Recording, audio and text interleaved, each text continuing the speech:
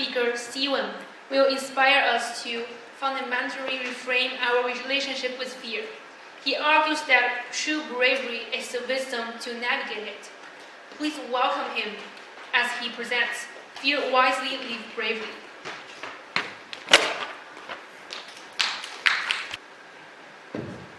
Hi everyone.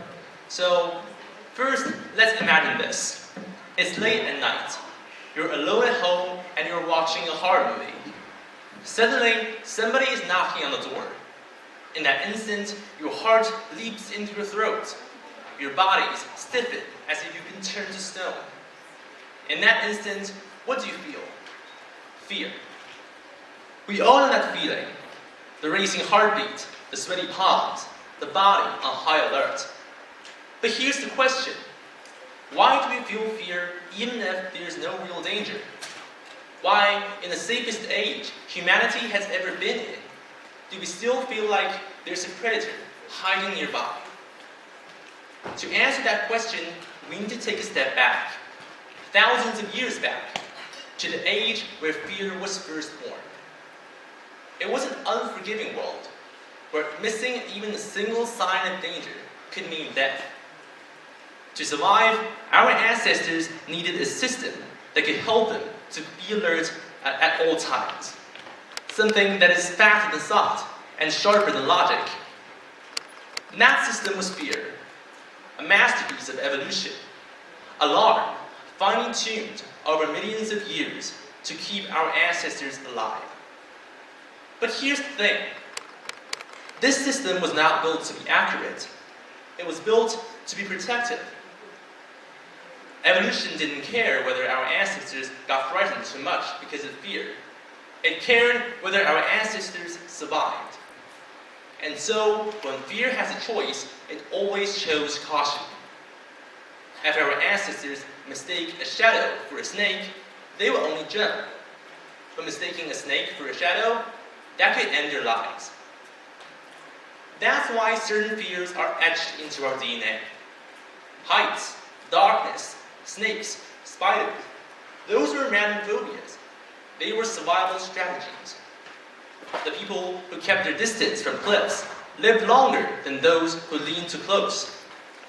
Those who recoiled from snakes or spiders had a better chance to live longer and pass on their genes. Fear did not only shape our ancestors' behaviors, they also shape the very blueprint of who we are today. But here's where the story takes a twist. Nowadays, we don't need to face sharp teeth or venomous fangs anymore. What we do need to face is endless information. And so we find our fears and dangers becoming abstract, invisible, and constant. We fear falling behind. We scroll through social media, comparing our messy lives with others' highlights. We fear being missed out.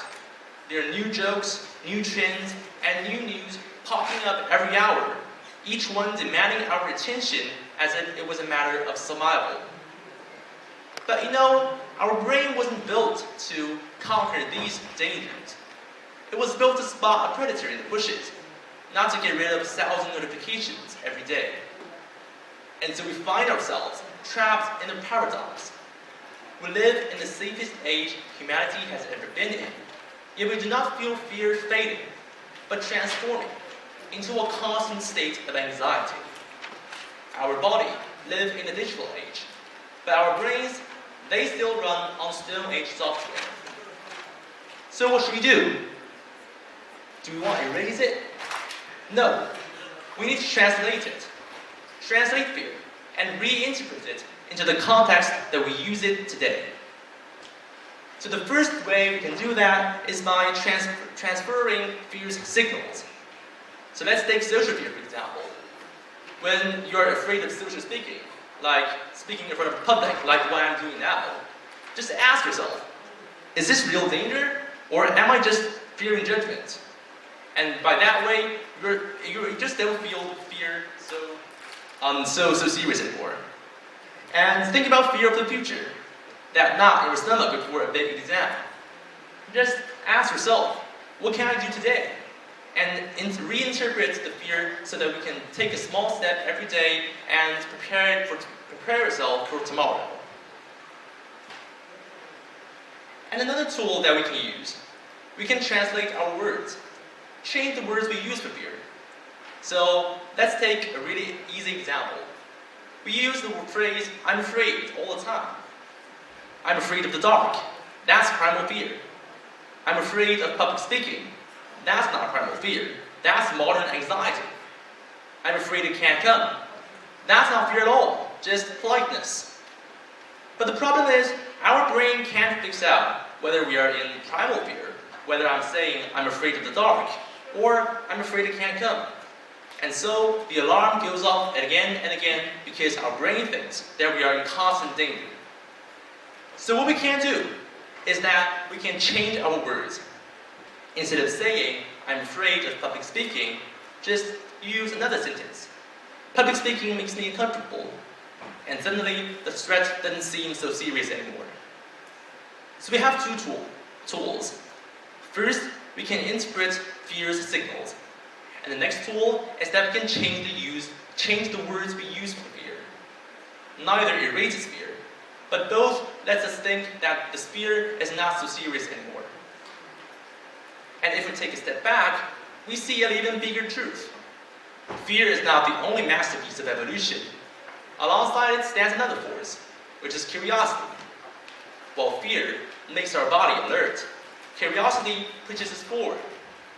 Humanity has then never progressed by choosing one over the other. It progressed by balancing both. Take fire, for example. Our ancestors hesitated because they feared fire, because fire could burn, it could kill. But finally they reached out. Why? Because of curiosity. Think about mountains and seas. Fear made them hesitate and let them stay put, stay where they are. But curiosity asked them, what lies beyond? And so they climbed, they sailed, and they discovered. So that this tension between terror and wonder is the engine for human progress. And it still is. Inside each of us, fear pulls us back, while curiosity pushes us forward. So, my friends, fear is not a flaw to erase. It is a gift from evolution. What we do need to do is not to shut it down, but to tell it that I'm careful, I'm prepared. Let's take this step together. The next chapter of human evolution will not be a world without fear. It will be a world where we fear wisely and live bravely. Thank you.